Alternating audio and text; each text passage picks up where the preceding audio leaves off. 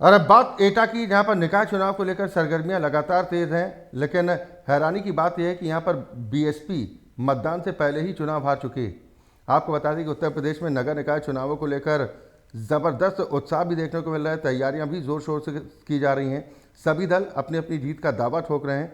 वहीं यूपी के एटा में बीएसपी को छोड़कर सभी प्रत्याशी गली मोहल्लों में जाकर अपने समर्थन में वोट की अपील करते दिखाई दे रहे हैं। वहीं बीएसपी प्रत्याशी टिकट लेकर बीजेपी के साथ विलय कर चुके हैं। साथ ही एटा में बीजेपी और समाजवादी पार्टी आमने सामने है। तो वहीं 10 वर्षों से लगातार निर्दलीय के तौर पर रहे राकेश गांधी नगर पालिका अध्यक्ष का खिताब हासिल करते रहे। जो एकमात्र निर्दलीय प्रत्याशी राकेश गांधी ने बीजेपी और समाजवादी पार्टी जैसे दलों की नींद हराम कर रखी है। इस बार 2023 नगर पालिका चुनाव में किसकी हार होती है, किसकी जीत होती है, ये तो बाद में पता चल पाएगा चुनाव नतीजों के सामने आने के बाद। लेकिन ज़बरदस्त मुकाबला यहाँ पर देखने को मिल रहा है। चुनाव से पहले बीएसपी यहाँ पर हारती दिखाई दे रही है। बीएसपी प्रत्याशी ने टिकट लेकर बीजेपी के साथ विलय कर लिया है।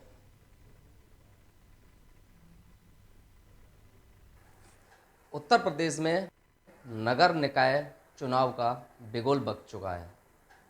वहीं सभी दल अपनी तैयारियों में जुट गए हैं। एटा की बात की जाए तो एटा में भाजपा ने भी अपना प्रत्याशी घोषित कर दिया है, वहीं सपा ने भी कर दिया है। एटा में जो लगातार 2 बार नगर पालिका पर जो अब तक जीत हासिल की है, उनसे आज हम खास बातचीत करते हैं। हमारे साथ चेयरमैन प्रतिनिधि राकेश गांधी हैं।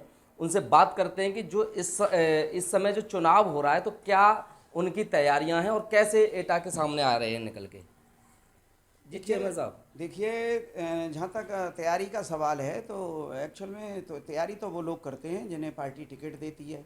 और आजकल पार्टी का प्रचलन हो गया है हर पार्टी का कि वो 15 दिन पहले टिकट देती है। तो 15 दिन में टिकट देने से न तो लोग जो प्रत्याशी होते हैं वो लोगों तक नहीं पहुंच पाते, अपनी बात नहीं पहुंचा पाते। और वो विधिवत जो है जिससे चुनाव लड़ना चाहिए वो नहीं कर पाते क्योंकि वो तैयारी करते नहीं हैं। अच्छा, हमारा तो ये है कि हम तो अब 2012 से लगातार पब्लिक की सेवा में हैं, लोगों की सेवा में हैं, लगातार लोगों से जुड़े हुए हैं, काम कर रहे हैं।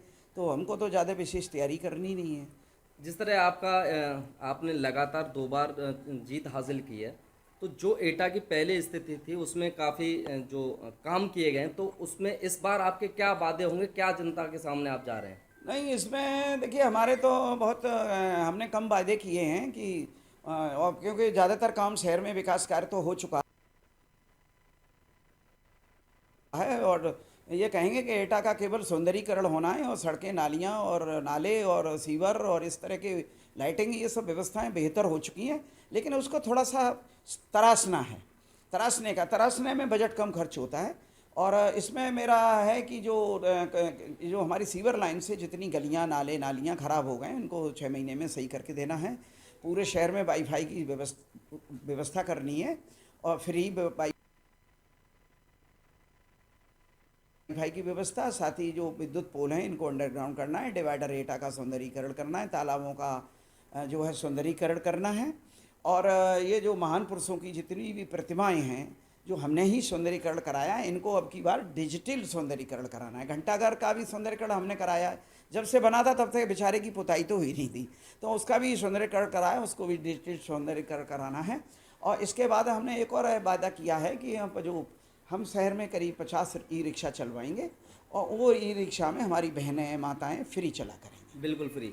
तो फ्री वादे के साथ साथ अब बात की जाए पर्यावरण को देखते हुए, तो एटा में बड़ा पार्क है रेलवे किनारे जो कि वीरांगना अवंती लोधी भाई, अभी तक ये बदहाल स्थिति में, इसका नहीं, क्या देखिए वीरांगना अवंतीबाई जो लोधी के नाम से वन चेतना केंद्र के नाम से पार्क है, वो हमारे बीच में अब नहीं रहे। आदरणीय रघुवर दयाल वर्मा जी, वो वन मंत्री थे भाजपा सरकार में, तब उन्होंने इसको रेलवे से परमिशन लेके इसका सौंदर्यीकरण कराया था।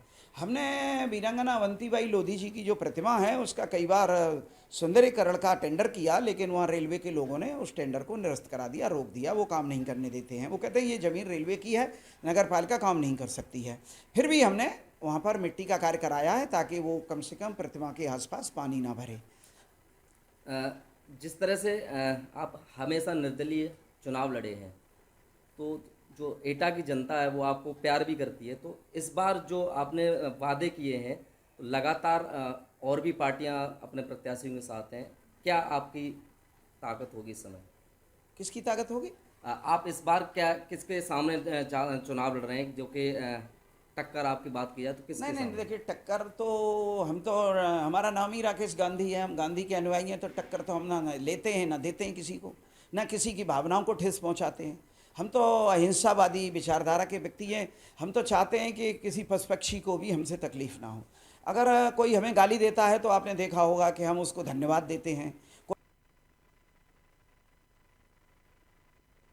कोई हमें हमारे साथ गलत व्यवहार करता है तो हम मंदिर में जाके प्रार्थना करते हैं कि हे भगवान, इन्होंने हमारे साथ गलत व्यवहार किया है और आगे भगवान आप अपने स्तर से देखना।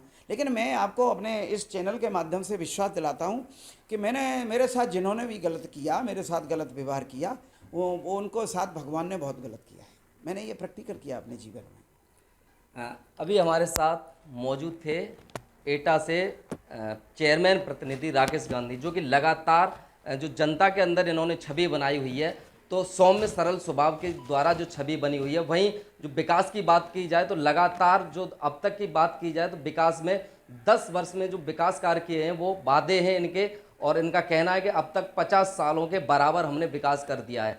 इस बार जो टक्कर देखी जाएगी, इनके सामने जो कई प्रत्याशी मौजूद हैं और सभी दल अपने अपने प्रत्याशी को उतार रहे हैं। देखना होगा इस चुनाव में कौन किसकी ऊपर भारी पड़ता है और किस की सर पे ताज सजेगा। मैं एटा से लोकमंच के लिए देवेंद्र कुमार।